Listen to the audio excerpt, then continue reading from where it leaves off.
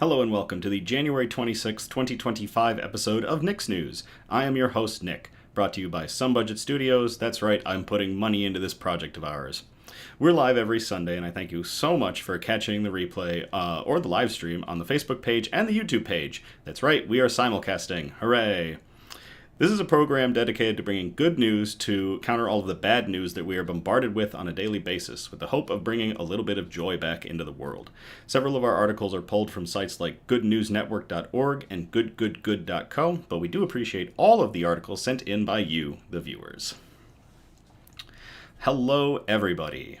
The camera is looking crisp for now. The ghost may not attack.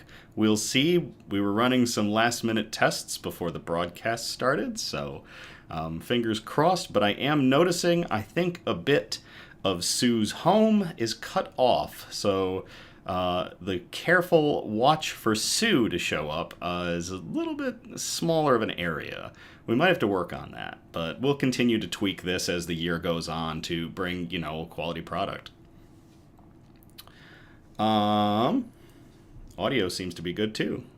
Okay. News brew that we have for today. Hello, Rebecca in the Facebook chat.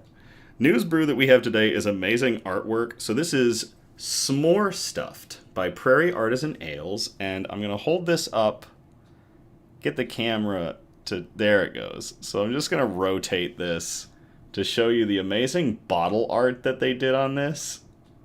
Just all these woodland creatures getting a little bit drunk and full of s'mores. So S'more Stuft is a 13.2% ABV, high-octane, bourbon barrel-aged Imperial Stout. And it is brewed with Oreo cookies, cocoa nibs, vanilla, and toasted marshmallow flavor. Now, hopefully, Prairie Artisan Ales is going to redeem itself for the absolutely terrible pumpkin beer that we had last year.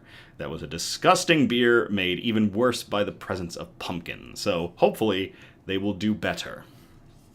Now, because it is a big Imperial Stout, the Harpoon Snifter has made its triumphant return. And because we have a bottle, we need the Balisong bottle opener. Ooh. There we go. I haven't had to use it in so long. There we go. Try to say that 5 times fast. Barrel-aged Imperial Stout. Bourbon barrel-aged Imperial Stout. Bourbon barrel-aged Imperial Stout. Bourbon barrel-aged Imperial Stout. Bourbon barrel-aged Imperial Stout. Bourbon barrel-aged Imperial Stout. I think that was 5.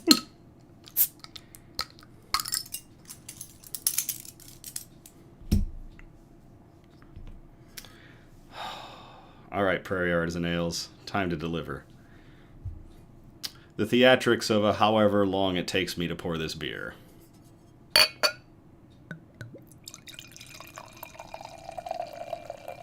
Oh, she thick. Oh, she dark.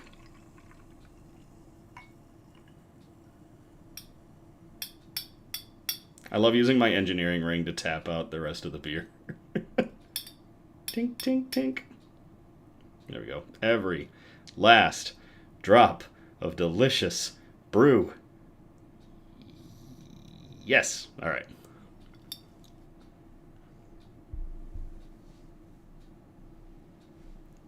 Ooh, folks, we might have a winner here. Hello, Kendra in the Facebook chat. All right. Shout-outs.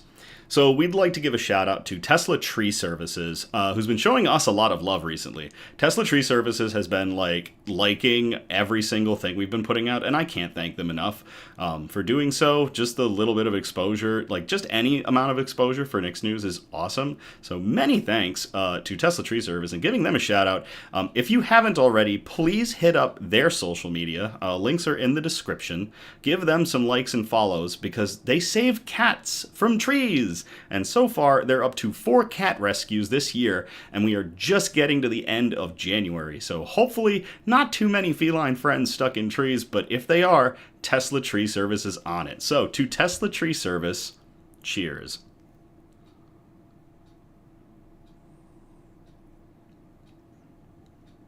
Hey, Julie in the Facebook chat. And Ed, too, in the Facebook chat. And apparently Julie may be inebriated. Hey, drunk, be home from LARP. Okay. Well, Julie, I hope you're all right. Second shout out, if you haven't seen it already, we have a new short/reel up on YouTube, our Facebook, and our Instagram page. It details an epic battle that I had last year with a very musically oriented insect. Please check it out if you can. Many thanks to graphics artist Grayson and producer Donna who put it together and surprised me with it.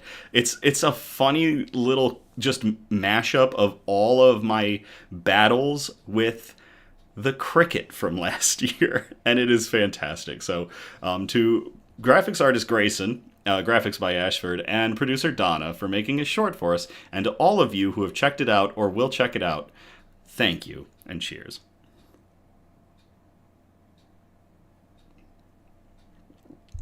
Oh, Julie is driving.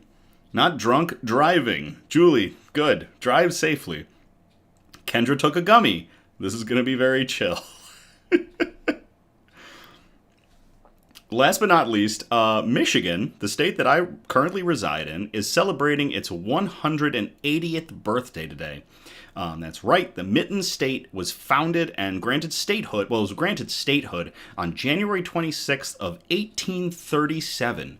So to Michigan, 188 years. Happy birthday. Didn't think you'd be getting a history lesson with this episode, did you? News quote: know what sparks the light in you. Then use that light to illuminate the world. I really love this quote. It really shines brightest when you're talking with somebody and you hit that topic that they resonate with and they light up when they talk about it. I absolutely love that expression on a person's face and the way they sound when you hit that moment, when you find their niche and they are excited to talk about something. That's when a person brightens up. If you in your life have not found that yet, do not worry, you will. And when you do, gosh, is it so bright and illuminating when you get to talk about that topic. So that is from, the quote itself is from Oprah Gail Winfrey, who was born Orpah Gail Winfrey. And we know her as the American talk show host of the Oprah Winfrey Show that was on for like 25 years. She's a television producer, an actress, an author, and media proprietor, and has been dubbed the Queen of all media. And again, know what sparks the light in you. Then use that light to illuminate the world. Absolutely beautiful quote to Oprah, the Queen of all media. Cheers.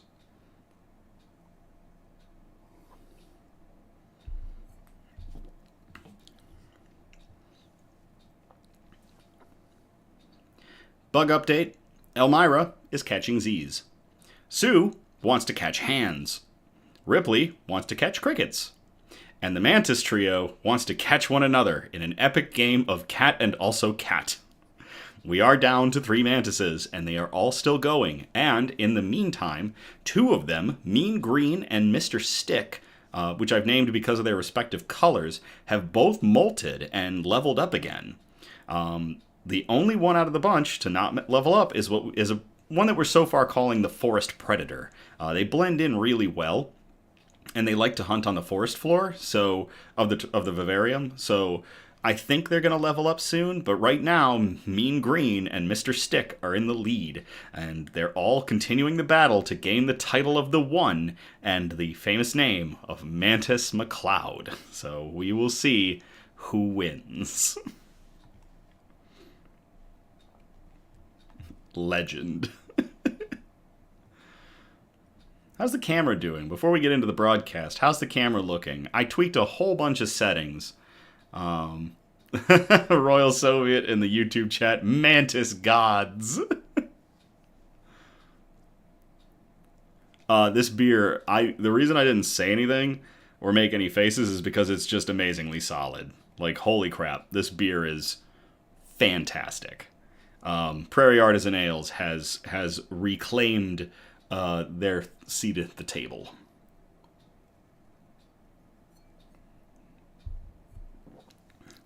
And while I wait for somebody to chat about the camera, that little black dot is steadily moving finally down my nail, so it is going. Cam's looking good. Audio is good from producer Donna. All right, cool. We'll take it. All right, let's get into our good news. Our broadcast is broken up into 4 major categories, and those categories are science and technology, health and medicine, flora and fauna, aka plants and animals, and wholesome notes, the really nice articles that pull at your heartstrings and we like to end on. So, Benjamin in the Facebook chat, there can be only mantis. I love it. So we're going to start off in category 1, science and technology. I called this first one a very bright idea, and it came from Eliza. So Eliza, thank you very much. And I will copy and paste this into the chat if y'all want to read along. And hello, Travis in the YouTube chat as well.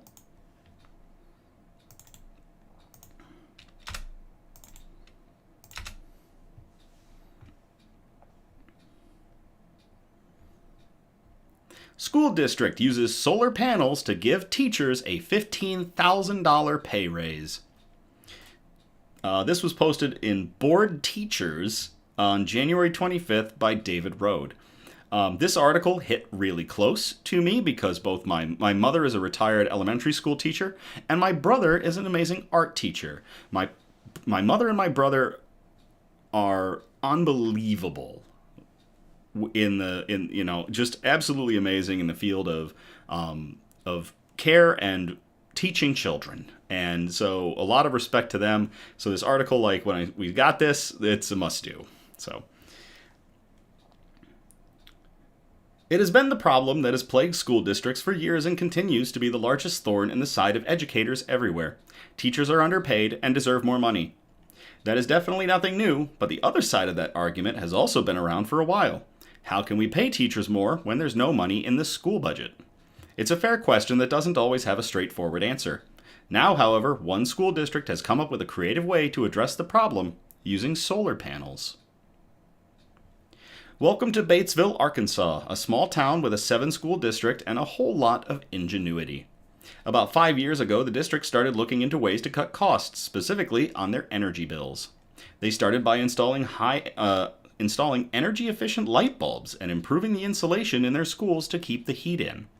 And while those steps helped out a little, their next decision is where the money really started rolling in. The district installed solar panels, 1,400 of them to be exact, in an unused field outside of Batesville High School. Those panels provide most of the electricity powering the district's 7 schools and save them thousands of dollars every month. We're able to lower our monthly bill from around $17,000 a month to around $4,000 a month, said Megan Renahan of the Batesville School District. The school district worked with the local energy company to set the solar panels up, and now, not only do those panels power up the school, but the leftover energy is being sold back to the energy company for a hefty sum. Hefty enough to give teachers in the district a $15,000 a year raise. Yes, you read that sentence correctly, and no, your brain didn't add a zero by mistake. Teachers in Batesville, Arkansas began earning an extra $15,000 a year thanks to those solar panels, which affected their paycheck and entire work life. Batesville had been a poor-paying district in one of the lowest-paying states in America. The schools there were a revolving door of teachers teaching for a few years and leaving for greener pastures. Now it's the highest-paying school district in northern Arkansas and one of the highest-paying districts in the state. Batesville has suddenly become a go-to destination for teachers in the area, which has helped them attract and, more importantly, retain educators, which has helped transform the schools themselves. The schools in the district have become so eco-friendly that they are now designing a renewable energy curriculum that ties in with the Green Initiative throughout the district so the students can learn about how it works and hopefully help spread the word about the advantages of solar and other forms of energy. One would think news like this would spread like wildfire across the globe and motivate other districts to make similar changes. Cutting energy costs and having enough leftover money to make teachers happy? It sounds like a win-win. Sadly, a deep dive on the internet reveals no other districts working on it or even thinking about it. Part of the reason may be the cost of installing all those solar panels, or finding a place to put them. Either way, teachers that don't work in Batesville, Arkansas can only hope that maybe their school district will one day come up with a similar brilliant idea to add a little green to their energy and their bank account. To the Batesville, Arkansas school district for installing a very large number of 1,400 solar panels and being able to pay back to the electric company enough to raise their teachers' salaries by $15,000 a year, and to Eliza for sending in that article. Cheers.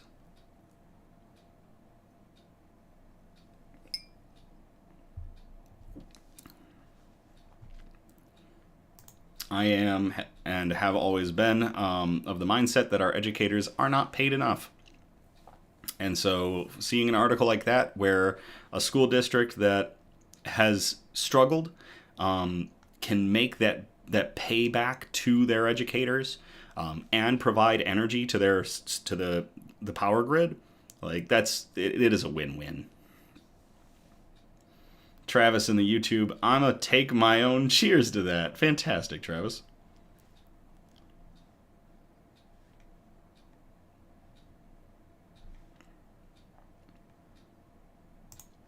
I call this next one, Ugly Sweaters Get a Second Chance. And I will copy and paste this into the chat if y'all want to read along.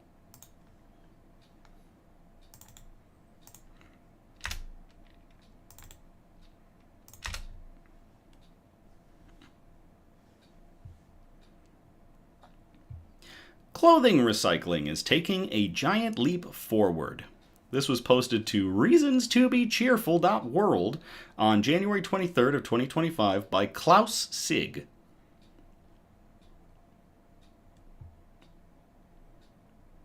In a distribution warehouse in the port of Sundsvall, about 4 hours' drive from Stockholm, a quiet revolution in recycling is unfolding. At its nearby plant, the Swedish company Circulose processes old textiles and fabric to produce a material that can be used to manufacture brand new clothing, a new frontier for the industry. To produce the material, which is also called Circulose, machines the size of a house shred old clothes in a former paper factory. The shreds are further broken down and bleached using chlorine and ozone. A lye solution dissolves zippers and buttons, and the plastic content of the raw material is removed. Other machines then press and dry the pulp into mats, which can be spun into fibers for the production of new textiles, and voila, a new jacket, blouse, or pair of pants can be produced. Some 60,000 tons of textile pulp can be produced in Sundsvall every year, enough for around 150 million new t-shirts. According to Circulose, no other company produces such materials at scale from 100% textile waste using a closed-loop chemical recycling process. The industry urgently needs this. In the last 20 years, the global production of textile fibers has almost doubled to 120 million tons annually. Experts predict an increase to 160 million tons by 2030. Much of it ends up in the trash after only a few uses, as fast fashion churns out clothes so cheap they hardly seem worth wasting. Hardly seem worth washing. In the European Union, over 5 million tons of textiles were tossed last year, 26 pounds per person. The average American is responsible for nearly 3 times as much, about 70 pounds per person per year, only 15% of which is resold or recycled. Well, if Plato's Closet would take some clothes back, maybe that wouldn't be the case. The remaining 85% is discarded in landfills or incinerated. These figures are from 2018 and have likely risen since. The consequences for the climate and environment are enormous, from the Chilean Atomica Desert to the beaches outside the Ghanaian capital of Accra. Mountains of textile waste reach toward the sky, growing higher every year. According to estimates by the European Environment Agency, the fashion industry is responsible for 10% of global greenhouse gas emissions. The production of textiles consumes huge amounts of water, cotton, wood, fertilizer, and petroleum-based plastics, and contributes to deforestation and agricultural waste. Yet textile recycling has largely been limited to turning old clothes into simple products like cleaning cloths or upholstery fillings, not new high-quality clothes. People have been asleep for a long time when it comes to textile recycling, says Sabrina Mauter, a scientist at the Nitterheen University of Applied Sciences Textile and Clothing Technology. But the industry is starting to wake up. The university is working with startups and established companies on innovative processes for recycling textiles into new high-quality clothing. Its research helped launch the startup Eden, which uses chemical recycling to break down polyester into its basic components and obtain cellulose from cotton wool. A pilot plant is planned for 2025. In Braunschweig, in northern Germany, the established recycling specialist Retec has developed its own method for removing polyester from blended fabrics, and the French company Carbios is involved in the fiber-to-fiber recycling of polyester using enzymes. It's no coincidence that many processes deal with polyester. At 55 million tons per year, it is now the main raw material in textile production, more than twice as common as cotton. There are basically two processes for recycling textiles, mechanical and chemical. Mechanical separation can work, but the process damages and shortens textile fibers. After being recycled 2 or 3 times, the fibers are so short they can no longer be reused for the production of textiles, says Sabrina Mauter. Chemical processes break down the raw materials into their basic components, such as monomers and polymers, allowing them to be recycled again and again and again. Startups are sprouting across Europe, like the Dutch company Circularity, whose recycled t-shirts are worn by police in Berlin and employees of a large mobile phone provider in the Netherlands. But the big players in the textile and chemical industry are getting involved too. At the beginning of 2024, the German company BASF teamed up with fashion giant Inditex to introduce a nylon material recycled from textile waste. Since then, Inditex subsidiary Zara has been selling a jacket made entirely from this material. H&M has also announced that it will start selling reused textiles. Its subsidiary, Sire, plans to start producing fibers from recycled polyester using enzymes, so a lot of different companies getting in on this. We opted for this process because of its simplicity and efficiency, explains spokesperson Emma Stjernlof. The process produces up to 85% less CO2 compared with the production of new polyester. Sire plans to put a pilot plant into operation in North Carolina this year. In 2027, 2 plants with a capacity of 250,000 tons each are to be built near large textile production centers in Vietnam and Spain. Which of these recycling processes will emerge as the gold standard? It's impossible to say, as there won't be one process that can be applied to all textiles, says Andre Lehmann of the Fraunhofer Institute for Applied Polymer Research, or the IAP. And there are challenges. The smallest impurities, like metals in dyes, can disrupt the polymerization process. Lehman has also says that the various mixed fabrics, dyes, and materials in the production of textiles makes recycling difficult, but the industry is working on it. The example of Circulose, formerly known as Renewcell, shows that a functioning process does not automatically lead to success. The Swedes spent almost 10 years developing their process at the Royal Institute of Technology in Stockholm before a pilot plant was put into operation in 2019, and the large factory opened in Sundsvall 3 years later. The company's customers and partners included major players in the industry, such as Zara, Massimo Dutti, Levi's, and H&M, who were also the most important shareholders in the company. However, the capacity of 60,000 tons of pulp was never reached. In 2023, Renewcell produced 18,000 tons of material, and in January of 2024, only 174 tons. It filed for insolvency in February. In June, the Swedish investor Altor purchased the remaining assets and assumed ownership. These struggles stem from a range of challenges. The material for Circulose is more than 1/3 more expensive than the raw material used in textile production, such as cotton, polyester, or cellulose. And many global manufacturers remain hesitant to add recycled textiles to their production lines, instead waiting to see whether they'll be required to do so by law. And even textiles made from recycled materials eventually end up in the bin. It would be much more important to improve the durability and service life of clothing and to ensure that it can be reused and repaired, says Clara Lowe, circular economy expert at the OCO Institute in Freiburg. Only then should the focus be on improved recyclability. First and foremost, the textile industry needs to produce more sustainable clothing, and less of it. Very interesting. I was not aware of how almost impossible it is to recycle textiles and the number of different companies that are all buying in to try to do so. It's really cool to keep all this material out of landfills and waste and basically just reduce, reuse, recycle. So to, what's the company? To Circulose and all the other companies getting involved in recycling textiles. Cheers.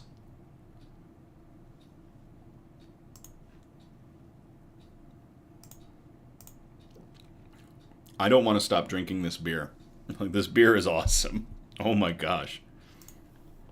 Oh my gosh, this beer is amazing. It really is fantastic. Ooh, let me pull my stuff back up. All right, so that's going to get us out of Category 1, Science and Technology. We're going to move into Category 2, Health and Medicine. We've got one article in here, and it is Cancer. Fuck cancer. And I will copy and paste this into the chat if y'all want to read along.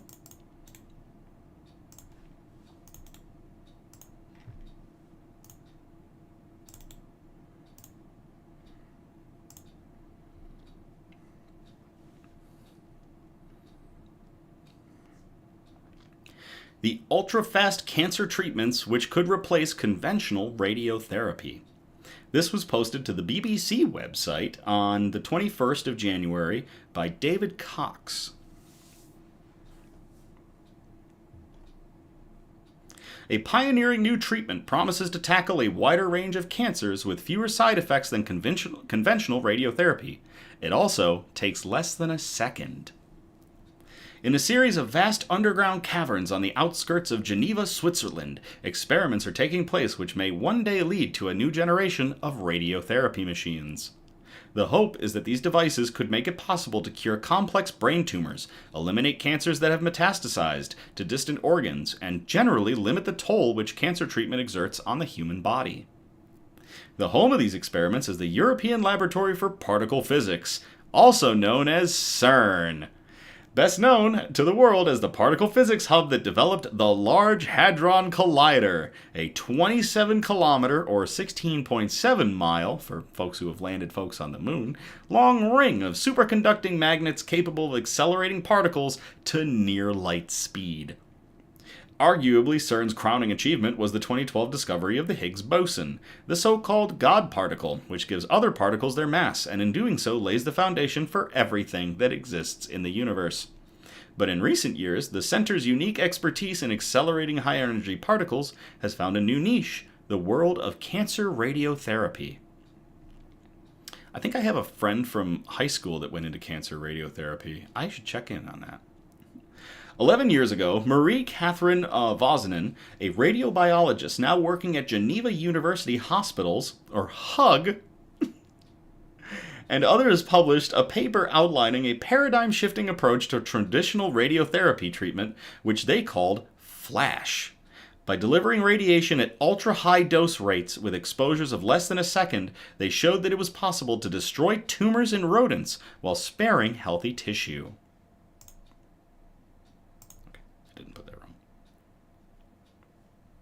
Its impact was immediate. International experts described it as a seminal breakthrough, and it galvanized fellow radiobiologists around the world to conduct their own experiments using the FLASH approach to treat a wide variety of tumors in rodents, household pets, and now, humans. The FLASH concept resonated as it addressed some of the long-standing limitations of radiotherapy, one of the most common cancer therapies which 2/3 of all cancer patients will receive at some point in their treatment journey. Typically delivered through administering a beam of X-rays or other particles over the course of 2 to 5 minutes, the total dose is usually spread across dozens of individual treatment sessions over up to 8 weeks to make it more tolerable for the patient. Over the past 3 decades, advanced imaging scans and state-of-the-art radiotherapy machines have made it possible to target an individual tumor with increasing precision, but the risk of damaging or deadly side effects is still present. Vozinen cites the example of pediatric brain tumors, which can often be cured by blasting the brain with radiotherapy, but at a great cost. The survivors are often left with lifelong anxiety and depression, while the impact of the radiation affects brain development, causing significant loss of IQ, she says.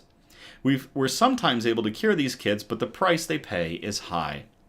Billy Liu, a professor of radiation oncology who runs the Flash Sciences Lab at Stanford University School of Medicine in the U.S., explains that tumors, especially those of large volume, are rarely neatly segregated from the surrounding tissue. This means it's often next to impossible to avoid harming healthy cells, so oncologists are often unable to use as high a dose as they would like, says Liu. Sorry, that article has a little bit truncated sentencing.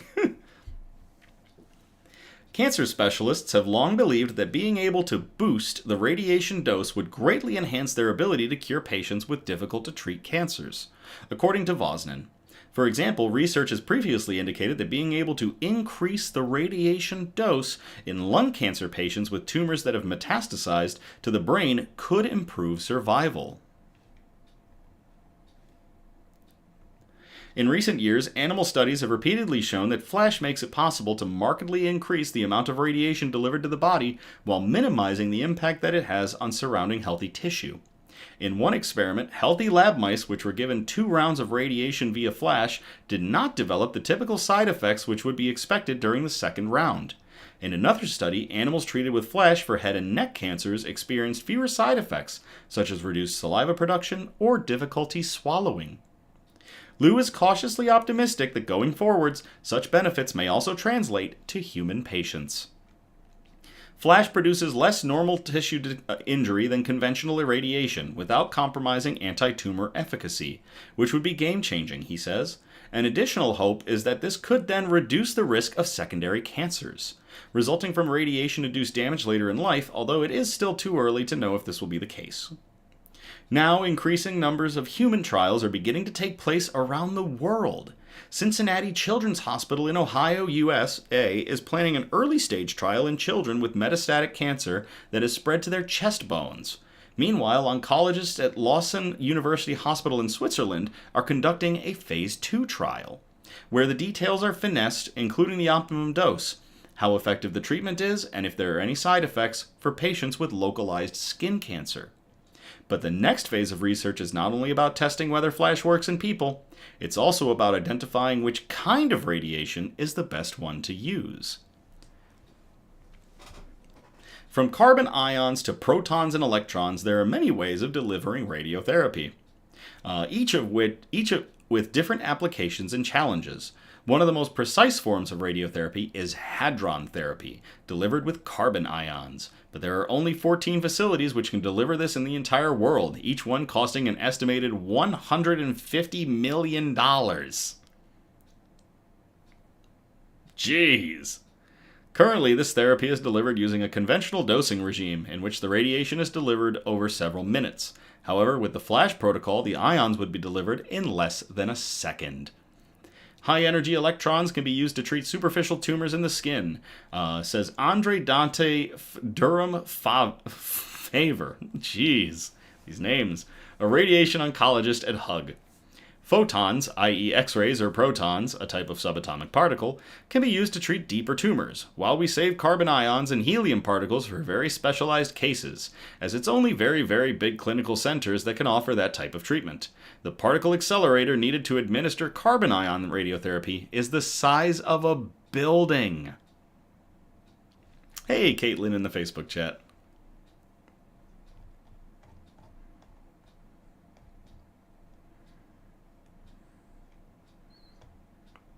There we go. This is one tricky problem with flash therapies, because creating subatomic particles requires extremely complex particle accelerators.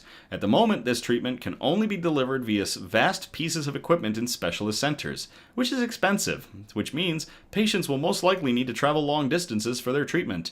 And while researchers hope that eventually flash will be available to everyone who needs it, at the moment, treatments such as proton therapy are only available to a relatively small minority of patients. Let's see if we can find something good to continue with, because this article is huge, but a lot of it is just about, it gets into the particulars of radiotherapy. Middle grounds, X-ray flash machines.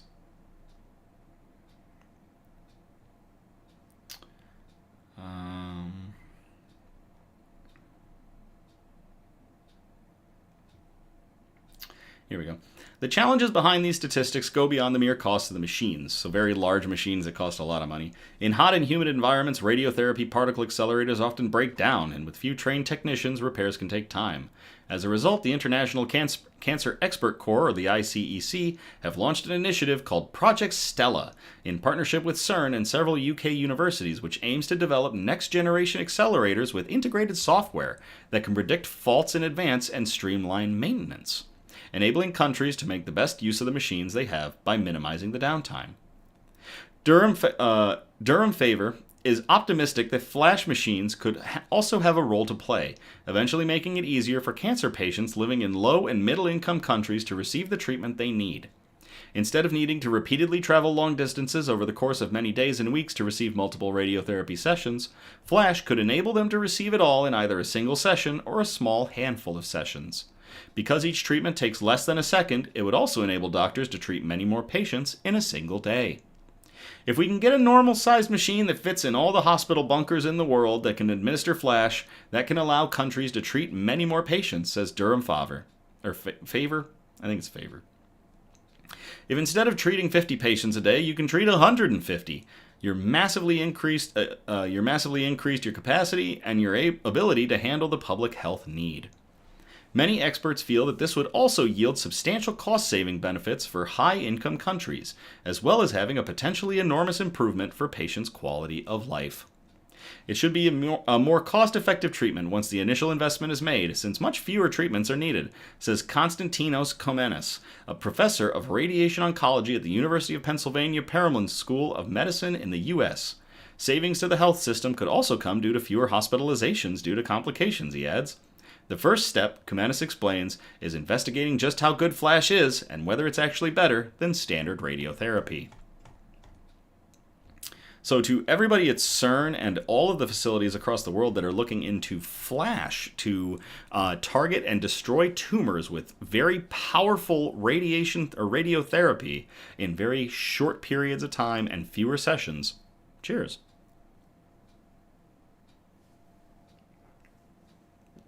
I think I just saw a little fly buzzing around.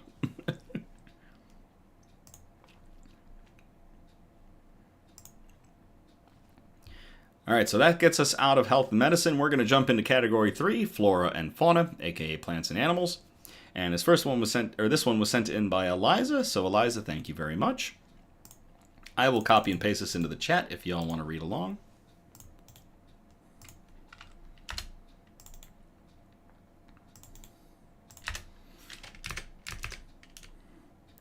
And I called it All Creatures Big and Small. True title, though, We Sing to Them. LA Stables Turn Noah's Ark for Fire Rescue Animals. This was posted to the BBC.com on the 14th of January 2025 by Crystal Hayes and Kayla Epstein. The trailers arrived all at once, carrying hundreds of horses fleeing the Eaton and Palisades fires in Los Angeles. Some horses came solo, others in trailers packed with fellow animals. Many had their owners, but others arrived alone, brought in by their rescuers or animal control. Pigs, donkeys, and miniature horses followed. Within 24 hours, the Los Angeles Equestrian Center had been transformed into a modern-day Noah's Ark. Over the last week, it had sheltered hundreds of animals from the disaster as part of its official role as one of the city's large animal shelters. The facility, tucked in the shadow of Griffith Park, has taken in more than 200 horses, on top of the roughly 500 already living there. Last Tuesday and Wednesday were chaos, said Jenny Nevin, a spokeswoman for the Equestrian Center. The facility cataloged every horse that arrived, making sure they could be reunited. Sheltering the animals came at no cost for the owners, thanks to the support of public donations and frequent drop-offs of free hay, feed, and other supplies. Ooh, sorry. Sergio Marcial was one of the dozens of people who brought animals here after their own facilities were destroyed or threatened. A week ago, he and his girlfriend, Jenny Bacon, raced to help rescue more than 70 animals from the Eaton Dam stables, while battling flames so intense that his face mask caught fire and his eyeglasses shattered and warped. His efforts landed him in the hospital. His lungs and throat burned after inhaling the torched air. 1 week later, Mr. Martial, 29, and Miss Bacon, 30, walked Arthur and Playboy, 2 miniature horses he helped save that night, around their new home. Here they were safe from the fires, and they seemed calm and friendly despite everything they had endured. It still hurts to swallow, Mr. Martial said, pointing to a face mask he's required to wear to prevent infections. I'd do it all again. No questions. Most of the sheltered animals' owners have been identified, and several owners spent Tuesday afternoon walking their horses around the stables. Dozens of volunteers cared for the other animals staying at the center. Some had become local celebrities. 2 donkeys, Morris and Mika, frequently poked their heads out of their stables to demand attention. They had fled down the mountain with their owner as the Palisades fire drew near, and were reunited because he had spray-painted his number onto their sides. Producer Donna in the Facebook chat, not all heroes wear capes. This definitely could have been a not all heroes wear capes article.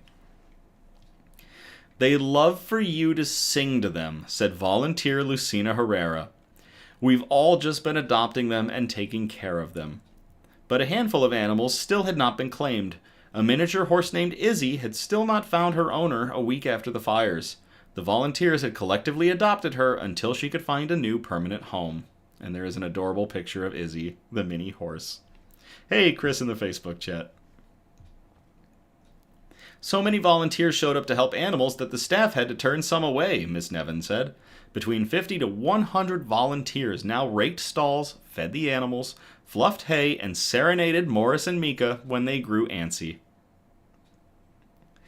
Watching owners reunite with their horses was one of the most valuable experiences for volunteers, said London Scott, founder of the local Cali Cowboy Club. It's a really beautiful process to go through, Miss Scott said. To be able to see that at first hand and know that you had a small part in someone having a little peace of mind in a tragic moment in time. Those here describe a deep bond to their animals and say the farms that burned down are a place of peace in this bustling metropolitan area. They are my safe place, Catherine Armenta, 42, said. It's like a bond, a connection that I don't really have with anything else on this planet. Many of those here don't know what happens next, whether they might take their animals after the chaos of the ongoing fires burning around the Los Angeles region ends. Hi, Caucasian Sasquatch in the YouTube chat. I haven't been able to even process any of this. There's 40 horses to take care of, Miss Bacon said. When everything is said and done, I think we're all going to go get margaritas and just have a good cry. That is crazy. Just its own little Noah's Ark. To everybody at the Los Angeles Equestrian Center for taking in so many animals that have been displaced by the Los Angeles fires, and to Eliza for sending in that article. Cheers.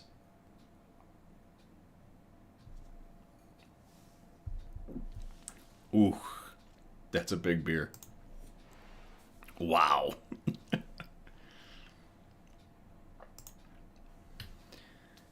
All right, so that gets us out of flora and fauna. We're going to move on to category 4, the wholesome notes. I called this first one block at a time. I'm going to copy and paste this into the chat if y'all want to read along.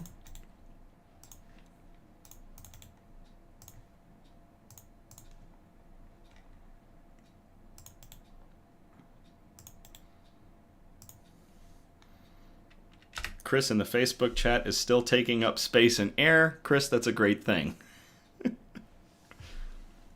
Robotics team from Hamilton Children's Hospital wins big at Provincial Lego League Championship.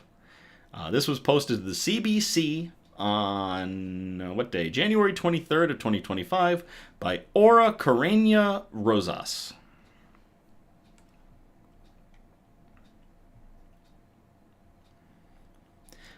Constructing anything from Lego can be creative, albeit a time-consuming and challenging project. I think I've got some Legos up and about in this room. Obviously, one of the biggest ones. Oh, it's over that shoulder. So this right here is a Lego Mantis that I believe Donna sent me. Producer Donna, I believe, sent me this pack. It's an absolutely beautiful Lego set. And I love that thing. And there's a ton of other Legos out in my living room, so I might have to like take pictures one of these days of all of them and post them. I did a live stream of building the ISS, the International Space Station Lego set, so the 3-bug pack, yep, and the other 2 bugs are out in the living room, so back to the article. For this group of young people at a Hamilton rehab hospital, building a robot from the famous interlocking plastic blocks was also a labor of love that landed them several trophies, made of Lego, of course. The 7-member team from Ron Joyce Children's Healthcare called themselves the Hammerheads.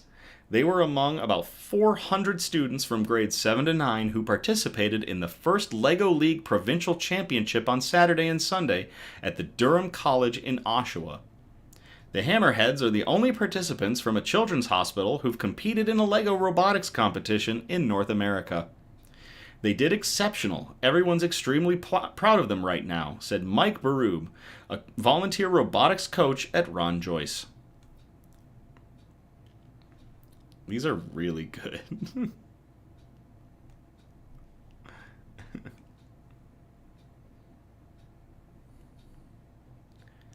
Because of the reasons why they're at the children's hospital, they learn perseverance, they learn trial and error, they learn how to engineer their environments, he said. They understand that if we just try a little bit harder, push a little bit harder, we can succeed. And that's what really stands out for these kids at these competitions. For team member Oliver Knight, the trial and error is one of his favorite parts of being in the group. When I come to practices, I have a sense of community, and my friends are here. So it's like we're screwing up, we're messing up together, we're laughing and enjoying everything, he told CBC Radio's Fresh Air show before their Sunday competition. Ooh. The participating groups were tasked with creating a Lego robot that could attempt to solve real-world problems, according to the event's website. Mattis Santos, one of the Hammerheads' youth mentors, said there's a map and there are Lego structures and your robot has to interact with them in certain ways to get points. Maybe you flick a lever, or maybe there's something on the structure that you have to move, and that process is called a mission, he said. The robots have 2 minutes and 30 seconds to complete as many missions as possible, said Santos. I absolutely love this. One of the courses that I took, when I was getting my engineering degree, we had to build a robot that had to go and collect ping pong balls and navigate across different obstacles and also watch out for other robots. And ours started to do pretty well, but then it started getting bullied. So we had a backup code that was basically Operation BattleBot. And we decided in the last heat of the competition, we weren't going to get much further. So we just put it into BattleBot mode and watched it wreak havoc. So, just good stuff. Barub said it took him, the Hammerheads, and another coach 4 to 5 months of working around 5 hours every week to complete the robot, so winning has been amazing for them. The fact that they put so much time and effort into it, and they get this amazing reward at the end of the season, validates everything for them. The competition has 3 main categories: robot performance, robot design, and innovation projects, as well as other minor categories. The Hammerheads finished second for robot performance and another category, engineering excellence, which rewards their robot performance score. Ooh, it rewards them. Cool. But they came in first in the Allegiance Challenge, where they paired with another team to try to get the most amount of points, and Barub received the award for Coach of the Year.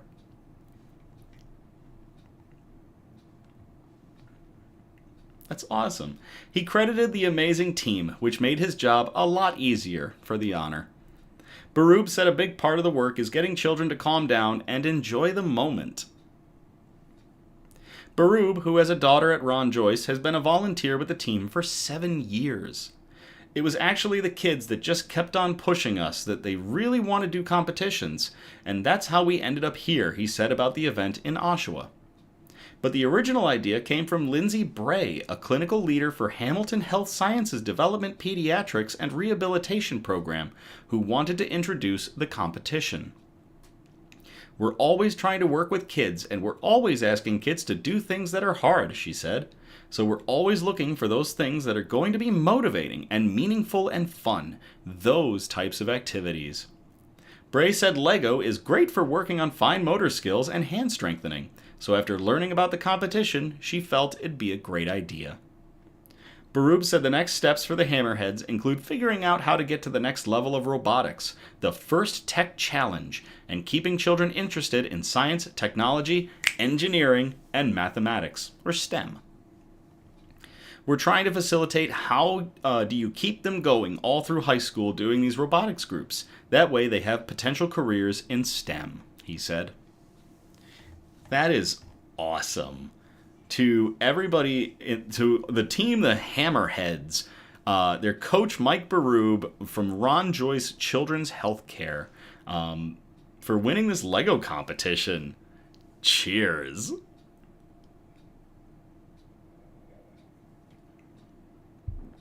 Producer Donna in the YouTube chat says, new challenge, Royal Soviet bot versus Nix bot. Royal Soviet, are you building a robot? Are you building a robot? Do I have to put my BattleBot back together? I don't like to... I think I still have all the code from it, too. I think I still have the code on a flash drive. I gotta find my school flash drive. I'm pretty sure all the code for that BattleBot is on it, and I just have to rebuild it. It was a 6-wheeled nightmare. Like, it was a small tank. We built it out of a steel frame. It hit the weight limit, and it was a monster. Engineer versus engineer. Soviet and I are going to put bots up against one another.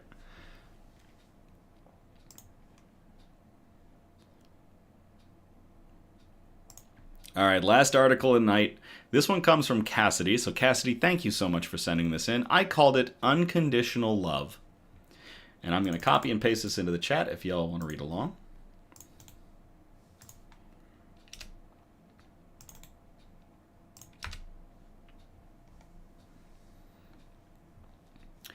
New pay-what-you-can restaurant opening in Muskegon.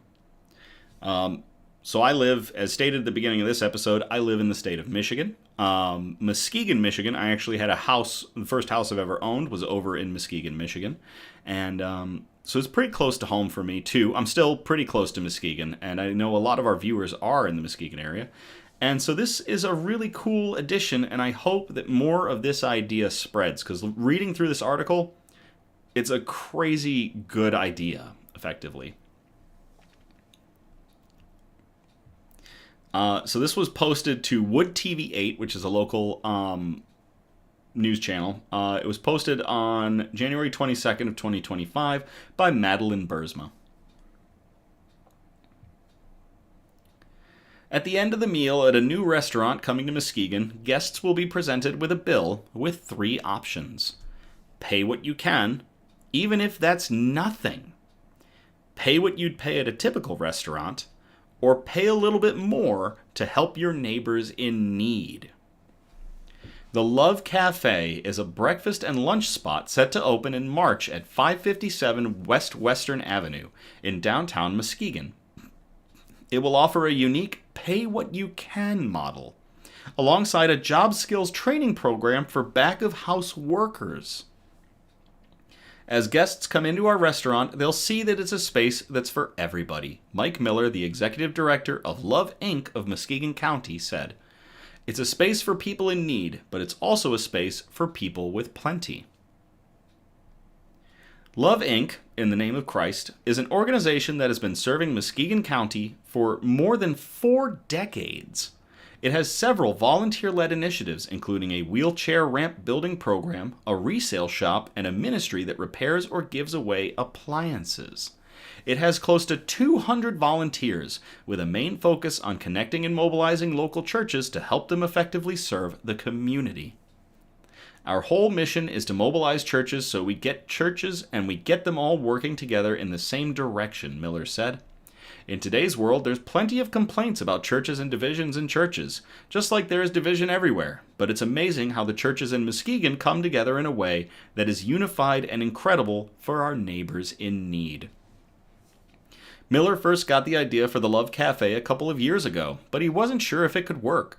Last winter, he got the chance to fly down to Fort Worth, Texas to check out the Pay What You Can Taste Project. That trip showed him that the concept could actually work, he said.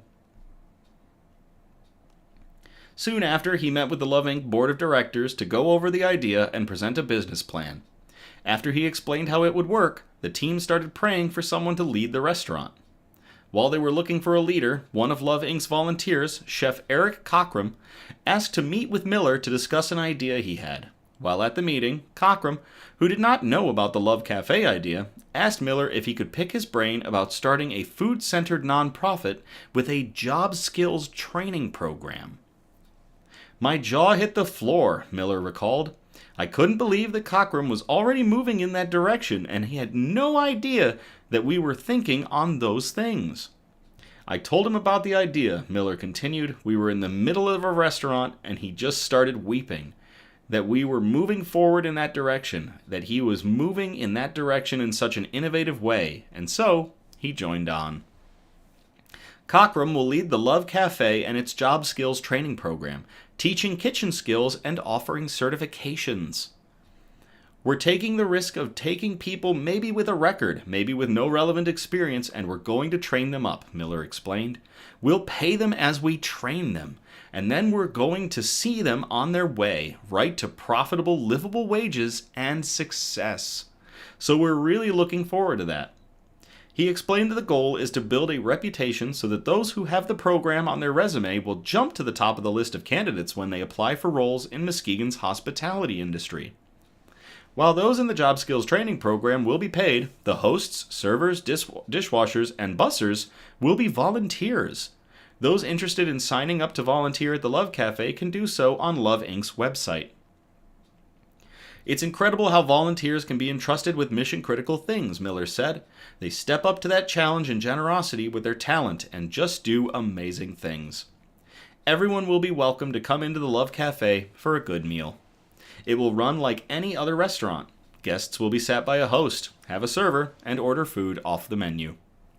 After finishing the meal, they'll receive a bill with instructions about how it works. Each item will have a blank space next to it, where guests can write in how much they'd like to pay.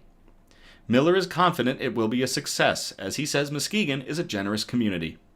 The Love Cafe will also have multiple sources of revenue, including donations and the funds coming in from renting the space out in the evenings. So far, the response from donors has been incredible, Miller said. Through the Love Cafe, Love Inc. hopes to offer a space where anyone can come in and eat with dignity. Love Inc. believes very strongly in treating people with dignity. We think that because people were created by God, they have inherent dignity and that they should be treated with respect, Miller said. He said there's dignity that comes with being served in a restaurant, a space designed to serve food. While he said soup kitchens are great, they often don't offer choices and are in spaces not designed to serve food. We have a restaurant and the dignity of choice and exceptional service, because people should be treated with respect, all people of all beliefs, all people of every diversity that exists, he said. We hope that you'll come and visit. It's not a space for everyone if only people who are in need are there. We want the dignity of those folks sitting at the same table or in the same room as people that have plenty. And I know come March, if that is their plan to open up in March of this year, I'm just double checking the article to find out where, March opens in March. I am going to swing out to the Love Cafe to have either some breakfast or lunch and pay what I can pay. So that is an awesome setup, awesome plan. To Love Inc. for kicking off the Love Cafe, a project where you pay what you can And if that's not anything at the time, then you don't pay, and others can pay more based on what they can pay. And to Cassidy for sending in that article, cheers.